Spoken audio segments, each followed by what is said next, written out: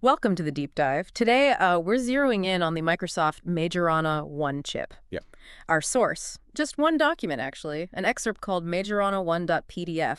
that's right. So our goal is pretty straightforward. Pull out the key info from this one source about this, well, pretty interesting sounding chip. It's exactly just this excerpt. So we're focused on what it tells us, specifically about the Majorana one.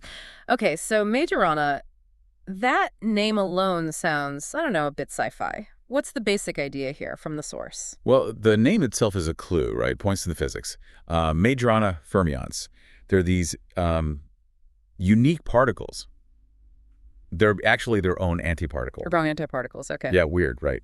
And the computing angle is using quasi-particles that act like these fermions. The hope is building quantum computers that are much more stable. So we're not talking about the usual silicon chips. This is definitely quantum territory. Oh, absolutely. Your standard computer uses bits, 0 or 1. Quantum uses qubits. Right, 0, 1, or kind of both at once. Superposition. Exactly. But the big headache with qubits has always been how incredibly sensitive they are. Environmental noise, interference, it just causes errors constantly, decoherence. And these Majorana things, they're supposed to fix that fragility somehow, make the qubits more robust. That's the core idea, yeah. According to the theory, these Majorana-based qubits, sometimes called topological qubits, should have a kind of built-in stability. Oh, so... Well, the information isn't stored in just one delicate state.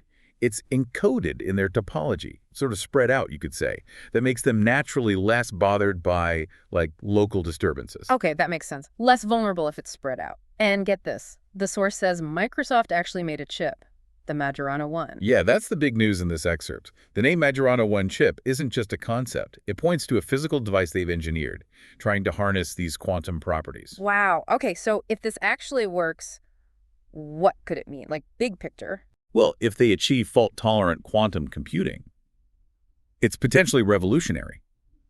Think about problems that are just completely impossible for even today's biggest supercomputers. Fields like medicine, designing new drugs, material science, even AI. This could unlock solutions.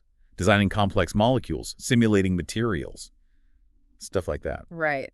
So pulling it back to just this source then, the main takeaway is Microsoft built a physical chip, the Majorana 1. It's based on these Majorana fermion ideas, aiming for more stable quantum computing. Pretty much, yeah. That's the essence of what this excerpt tells us. It's a significant step from just theory to actual hardware. But what about the specifics? Like, how is the chip built? How well does it work? Does the source say? No, not really.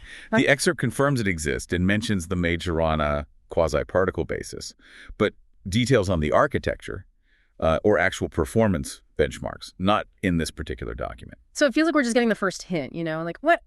It's a Majorana chip. But the how and how well, still big question marks based on just this paper. That's a very fair assessment. It's a high-level announcement, really. It emphasizes why Majorana fermions are interesting for that resilience.